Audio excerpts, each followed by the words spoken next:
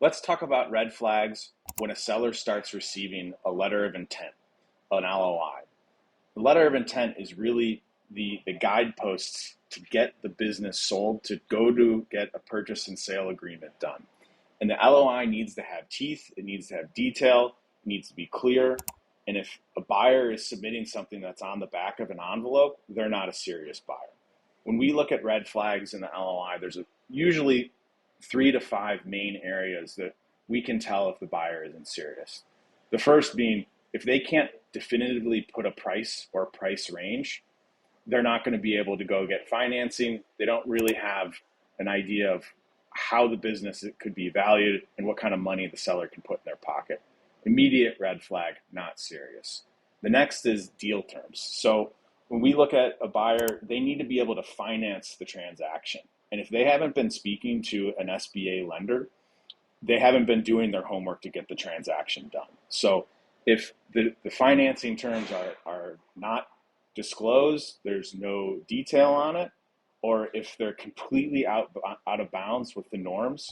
For instance, if a buyer thinks that they can purchase the business with 100 seller financing, they're on another planet to think that a business owner is going to want to be paid out over time when they want the money right now, enter it into retirement or whatever they're going to do next. The next is, in the LOI, it should be clear on how a transition timeline will work, how long the seller will need to be around to get the deal done and to be able to transition so the new owner is, leading the organization, is capable of operating it successfully. And the last one kind of goes back towards the financing portion of it. Buyers and sellers don't know each other. They don't know their full background, but a buyer needs to be able to submit proof of funds to show that they're capable of going to get fully funded and to be able to pay for the transaction. If they're not willing to show proof of funds or get a letter from the bank saying I can get this type of loan, then a seller should not move forward with the LOI. They shouldn't move forward with an exclusivity period. They should go see if there are other better offers on the table.